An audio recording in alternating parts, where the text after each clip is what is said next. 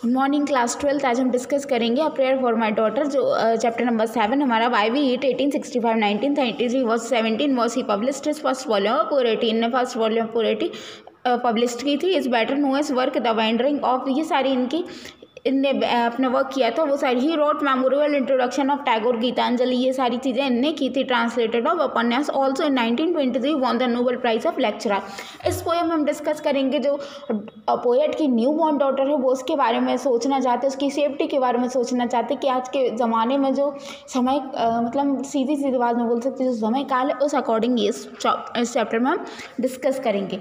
The poet express consent in infant daughter who is fast asleep in a cradle. This is to look outside and make the poet gloomily. देख लेते हैं poet क्या बोल रहे हैं इसमें। मतलब जो पोएट है वो अपनी अबोध बच्ची, मतलब बोल सकते हैं कि अभी वो अबोध बच्ची है, उसके बारे में जो क्रेडल का मतलब होता है पालना, देखा होगा अपने झूला, गहरी नींद में सोई, मतलब वो गहरी नींद में सो रही होती है तो उसके बारे में सोचते हैं कि जो बाहर तूफान उमड़ रहा, मतलब बाहर जो देखा कि बाहर इतना तूफान उमड़ रहा है, कभी उसको उदास बना, मतलब जो पोएट हैं वो बहुत ज़्यादा उदास हो जाते हैं। सोचते हैं कि देखते हैं poet how his daughter faced a world which comes coarse and vulgar day by day. उनकी डॉटर कैसे फेस करेगी ये वल्गर डे बाई डे, मतलब जो इतनी वल्गर सारी चीज़ें, वल्गरी सारी चीज़ें, ये सारी डे बाई डे वो कैसे फेस करेगी। He makes wall drums which forecast the struggle of for survival. उसको कितना स्ट्रगल करना पड़ेगा, इतना सर्वाइवल करना पड़ेगा। Cruelly man was greater than the murderous innocence of the shrill. इतने क्रूली मैन, इतने कुछ अजीब से लोग इस दुनिया में है, कैसे वो फेस करेगी इन सारे लोगों को। She must have a shield for protection, उसके बारे में वो सोचते हैं कि हम इसको कैसे प्रोटेक्शन देंगे। She shield stand for qualities which the poet want to his daughter to cultivated. वो बोल रहे हैं कि हम अपनी डॉटर में कुछ ऐसी क्वालिटीज़ रखेंगे कि वो सारी चीज़ों को फेस कर सके। The poet wishes to her have beauty do but not valiantly get beauties like Helen. वो बोल रहे हैं वो सुंदर हो बट वो इतनी भी सुंदर ना हो कि जस्ट लाइक हेलन की तरह भी वो सुंदर ना हो। Which her represent his girl friend Maud Gonne and Venus goddess of love stump. वो बताने चाह रहे हैं कि उनकी जो फ्रेंड थी, गर्ल फ्रेंड थी कौन, Maud Gonne, and Venus the goddess formulated it unhappy marriage on account of lack of curiosity and humanity. वो बता रहे थे कि वो बहुत सुंदर थी बट वो क्यों वो अब खुश नहीं है, किससे, अपनी शादी से लेके वो बिल्कुल भी खुश नहीं है। मॉडगॉन मैरिड बाय मोरियार्ड। मॉडगॉन ने किससे शादी की थी, मोरियार्ड ने की थी। A drunker and a worthless fellow and Venus choose lame God.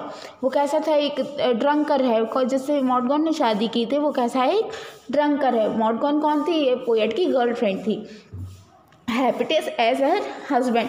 The poet want his daughter cultivated curiosity. वो पोएट क्या चाहते हैं अपनी डॉटर के बारे में, cultivated curiosity. A man who marries inferior beauty reward the curiosity and kind of woman. There is most important than physical beauty of woman which is catches the eyes of a lover. वो बोल रहे हैं कि उसके मतलब वो उसकी जो शादी है वो उसकी जो वो उससे शादी करे, वो उसकी ब्यूटी देख के शादी ना करे, मतलब जो इन्फीरियर वगैरह उसके नेचर देख के वो उससे शादी करे।